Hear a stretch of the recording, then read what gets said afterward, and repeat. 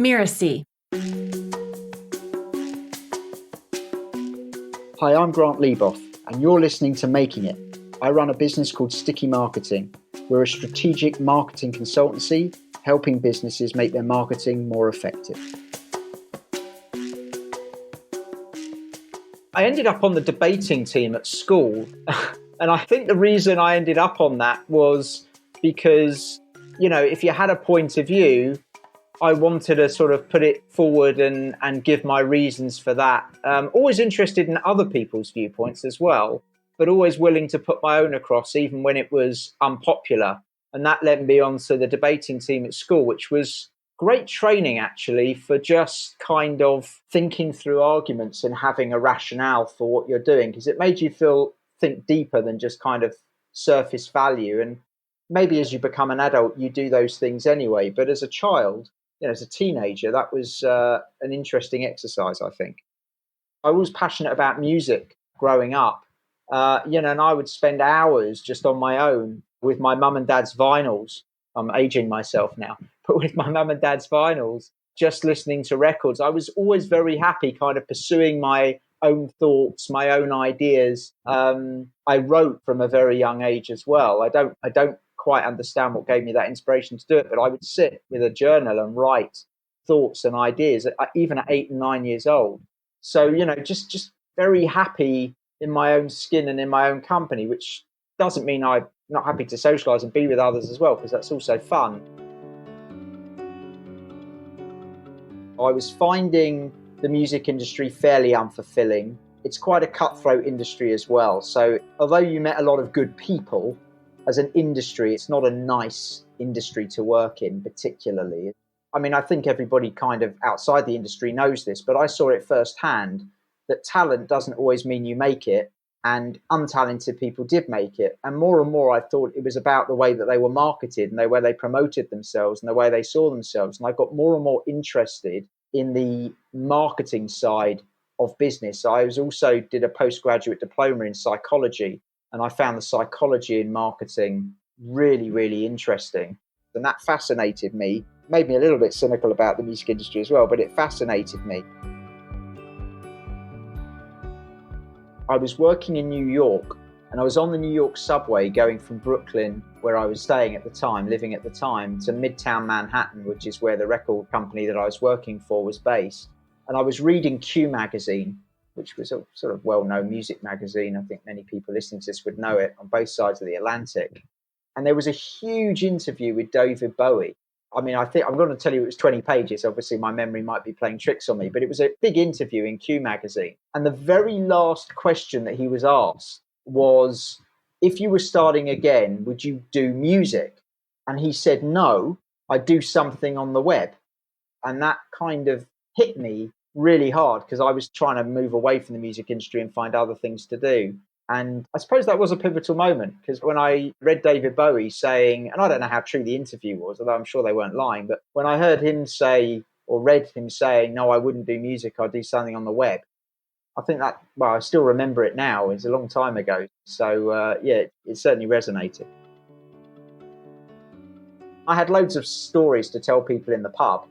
And it always sounded really glamorous, but these stories were 10 minutes in a career that was weeks and months. So, but it sounded glamorous when the stories were back to back.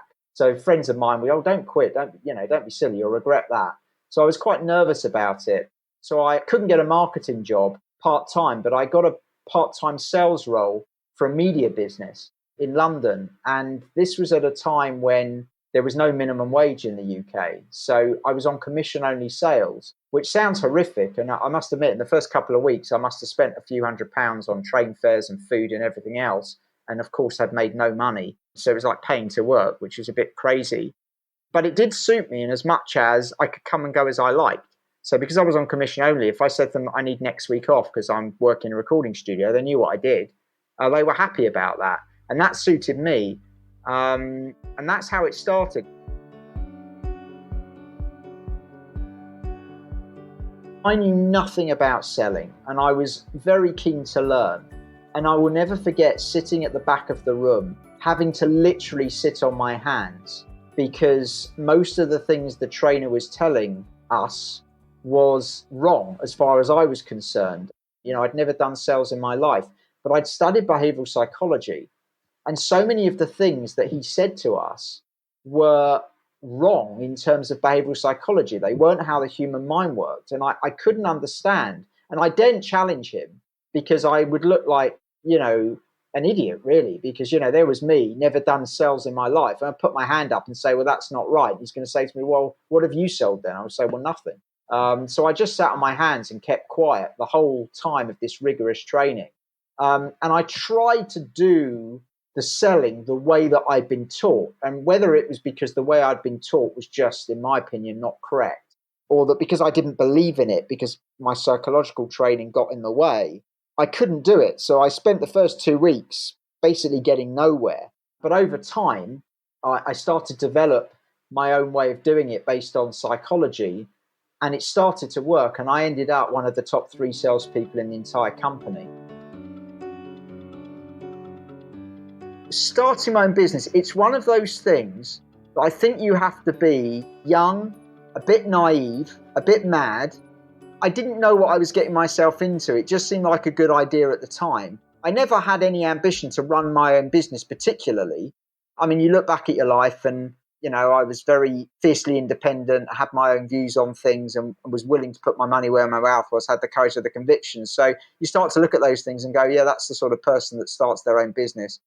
But I just didn't know what it would entail. So I literally remortgaged my flat. So, I felt like I was taking a risk, but if it all went wrong, it was only me out on the street, as it were, nobody else. It wasn't like I had a partner or children or anybody else dependent on me. So it was much easier to be brave, I suppose.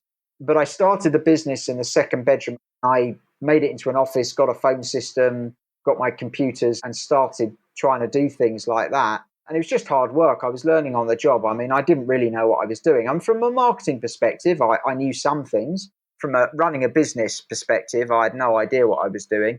But unbelievably, it grew quite quickly. I started to take on clients and then referrals, did a reasonable job, got other clients. And within 6 months, I'd moved into offices in North London and had started employing people.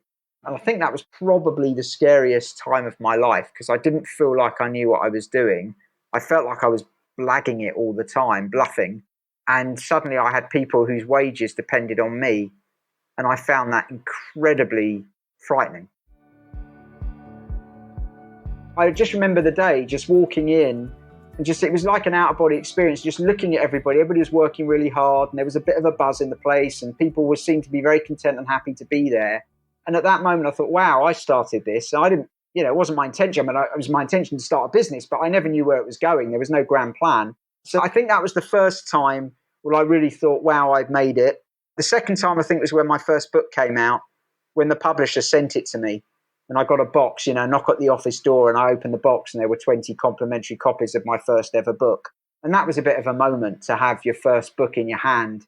There's something special about that, I think. I think anybody that's ever written a book might understand that. I think those are the events, I would say, in my professional career, I've thought, yeah, I've achieved something, I suppose is the way I'd put it. But making it today means to me to be able to live a successful life on my terms. So I do work that I love. I love speaking. I love provoking people in a positive way, I hope. I love doing my consultancy work. I get to fly around the world. I get to meet amazing, amazing people, earn a living in an honest and moral way, and at the same time, still have a balance in my life for I've got a wonderful wife. I've got 4 kids. So it's important for me to be able to balance my work with my family.